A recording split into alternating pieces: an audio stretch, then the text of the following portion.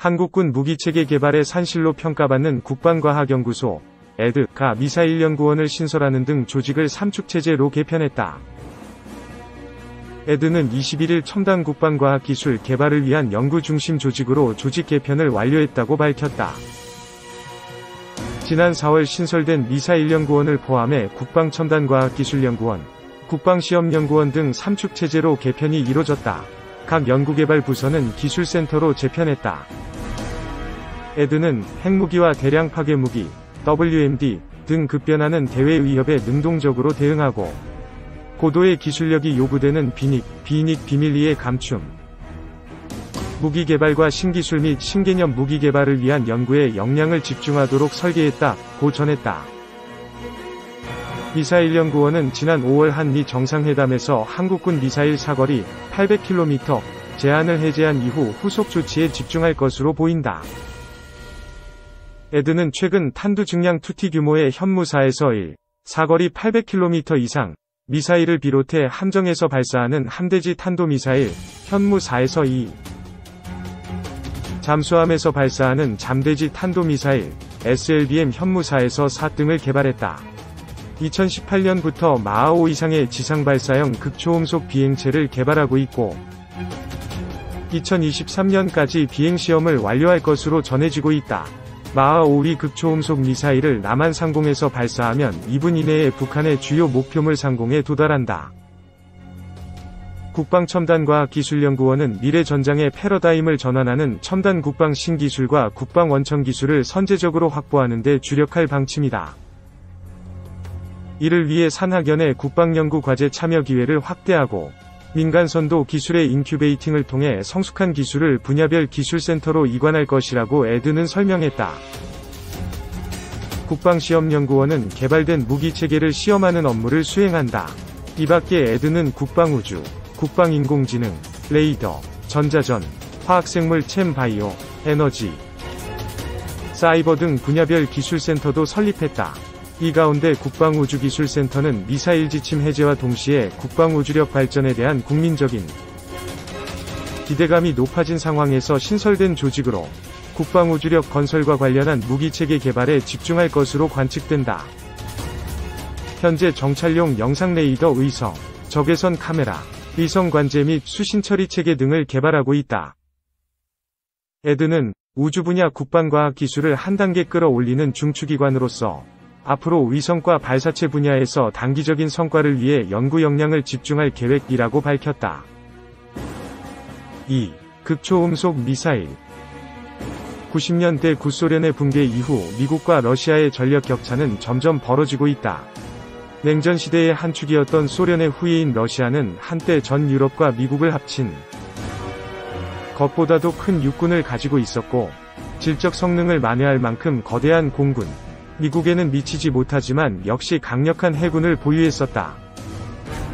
그야말로 국가의 모든 것을 투입해 군사력을 유지했던 만큼 구소련의 붕괴 이후 러시아는 이전의 군사력으로 돌아갈 수 없었다.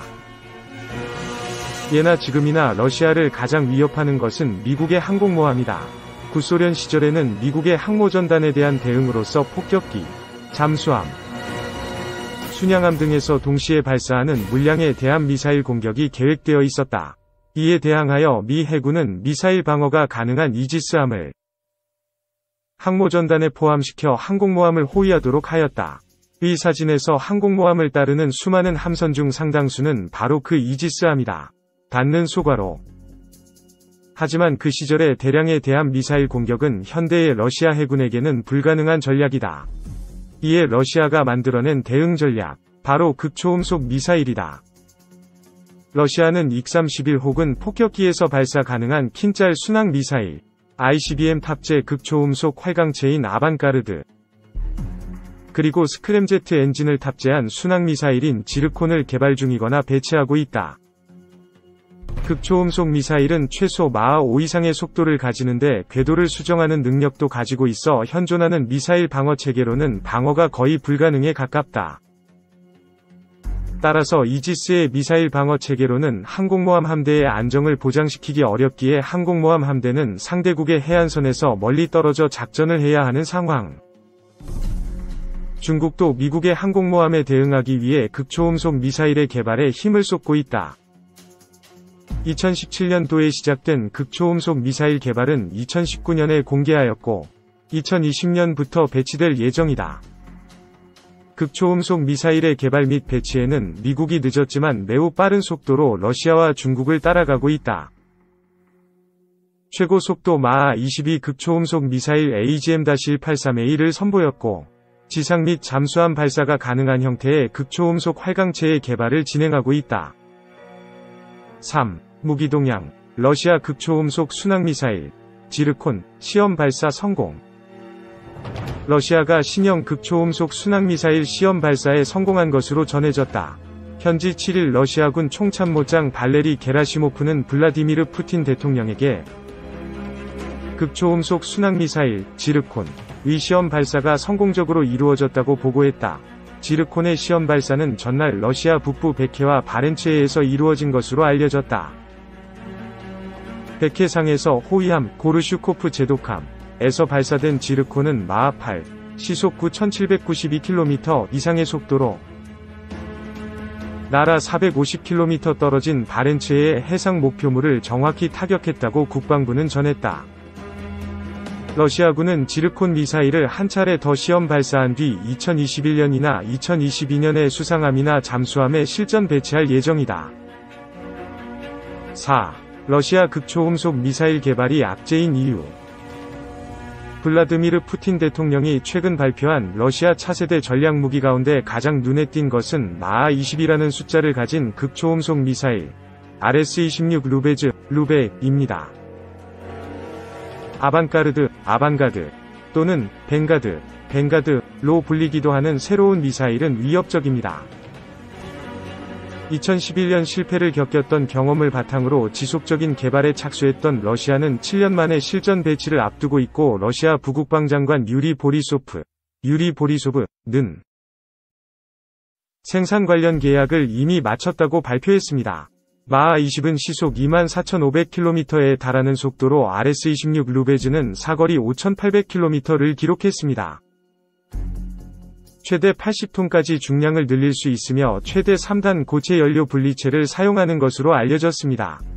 100노트에서 900노트에 달하는 12개의 MIRV 멀티플 인디펜던틀리 타겟터블 리엔트리 비이클 다탄두 독립목표 재진입체로 구성되었으며 5MT 핵탄두 1개로도 구성할 수 있습니다.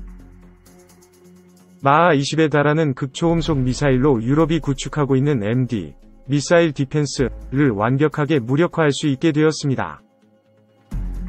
3단 고체 연료 ICBM 인터컨티넨탈 볼러스틱 미사일 대륙간 탄도미사일 RS-24 야르가 미국을 직접 겨냥하고 IRBM 인터메디에이트 레인지 볼러스틱 미사일 중거리 탄도미사일 RS-26 루베즈가 서유럽을 겨냥하는 개념을 재정립한 것입니다. RS-24 야르는 마케예프 설계국에서 개발 완성 단계에 이르고 있는 RS-28 사르맛으로 대체될 것으로 예상되고 있습니다. 사르맛은 3단 액체 추진 로켓으로 중량 150톤에 달하며 사거리는 16,000km입니다. 이놈의 별명은 무려 사탄이 750노트 핵탄두 10발이나 500노트 탄두 15발 또는 소형 핵탄두 24발이 장착될 수 있으며 MIRV입니다.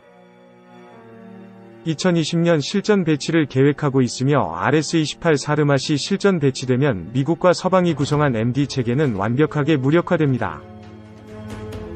러시아가 2011년이 접어들면서 계획한 극초음속 미사일에 대해 미국과 서방 관계자들은 우려를 표명했고 러시아가 계획하고 있는 유라시아 합병 계획을 실현할 수 있는 발판이 될 것이라고 예고했습니다.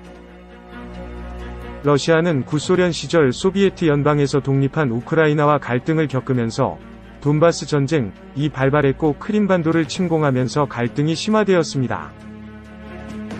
우크라이나는 미국과 우호관계를 조성하면서 나토 산하로 편입되는 모양새이고 러시아는 감정이 격해지고 있습니다. 러시아에서 서유럽으로 공급되는 가스 송유관을 제한하면서 감정을 드러내기도 했으며 흑해에 파견된 미 해군 이지스함을 향해 무력 시위를 벌이기도 했습니다. 러시아로 재편되기를 원하는 일부 국가는 반군과의 전쟁에 휩싸였고 러시아는 스스로 힘을 키우려고 노력했습니다.